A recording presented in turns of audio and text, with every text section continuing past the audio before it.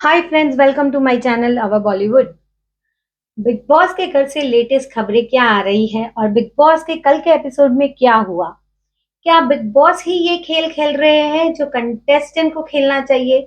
जी हाँ, कल का टास्क तो नेक्स्ट टू इम्पॉसिबल रखा था बिग बॉस ने। टाइम गॉड बनने वाला टास्क, जिसमें कंटेस्टेंट को डोमिनोज के ब्रिक बनाते हुए स्टार्ट से स्टॉप तक जाना था। लेकिन क्या आपको लगता है कि कोई किसी को इतनी आसानी से टाइम गॉड बनने देगा? जी नहीं।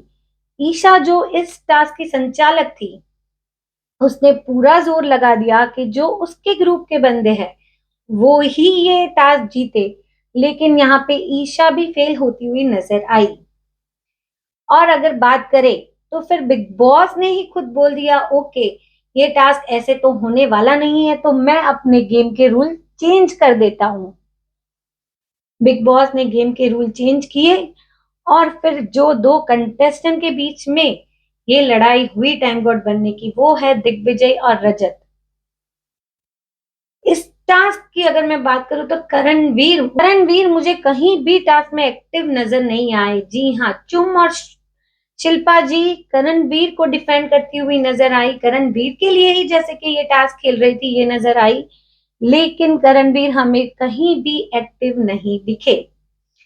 शिल्पा की वापसी हो गई है करणवीर के पास, तो इस बात से तो करणवीर डेफिनेटली खुश है, क्योंकि जब विवियन को मौका मिला टाइम गॉड बनने का तो उसके डोमिनोज गिराने के लिए शिल्पा जी पहुंच गई।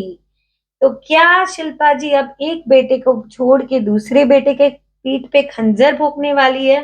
पता नहीं। लेकिन जो भी ये ट्रैक है, बेटा वाला माँ वाला, अब ये काफी आउटडेटेड और बोरिंग हो गया है। आपको क्या लगता है कि बिग बॉस क्या चाहते थे कि किसको टाइम गॉड बनाना चाहिए? क्या इस हिसाब से ही घर में टाइम गॉड बनते हैं? करणवीर की अगर बात करें तो वो गेम में थोड़ा एक्टिव तो हो गया है लास्ट 2 वीक से, लेकिन जब भी टास्क होता है उसने अपना टास्क प्रूव कर दिया। डेफिनेटली जो लास्ट वाला टास्क था जिसमें उसने एडिन को लेके 4 साढ़े 4 घंटे तक वो बंदा घूमा है, लेकिन कल के टास्क में ना ही करणवीर किसी का तोड़ने जा रहा था, ना ही खुद का बना रहा था। पता नहीं वो क्या कर रहा था। हाँ, लेकिन श्रुतिका से झगड़ना वो नहीं भूला।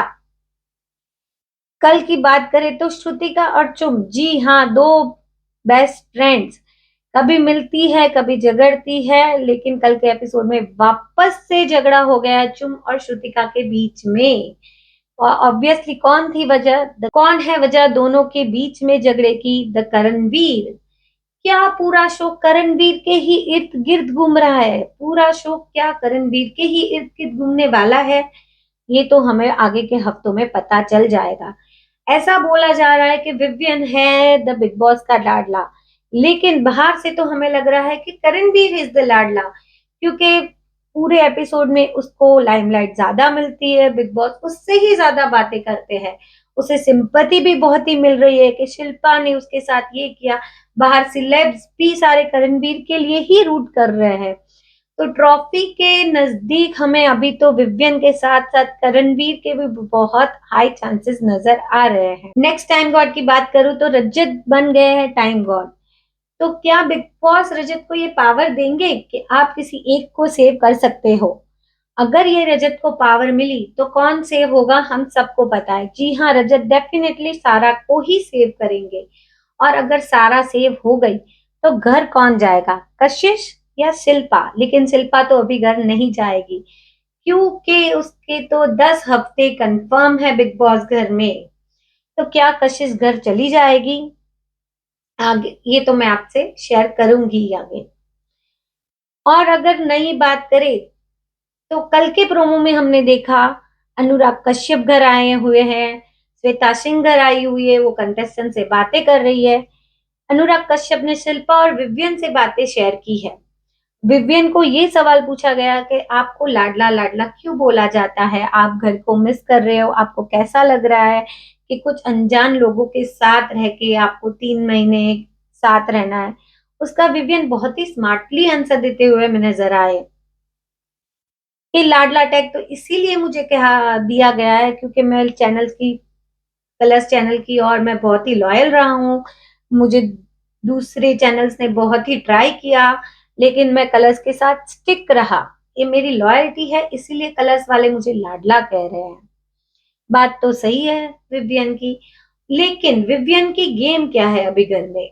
बाहर बहुत जन यही बोल रहे सिर्फ कॉफी कॉफी कॉफी कॉफी के अलावा विवियन बोलता तो है, लेकिन सुनाई दे रहा कम है क्योंकि वो चिल्लाता नहीं है। जी हाँ, वो मुद्दे पे बोलता तो है, लेकिन बहुत ही सिलेक्टिव मुद्दों पे।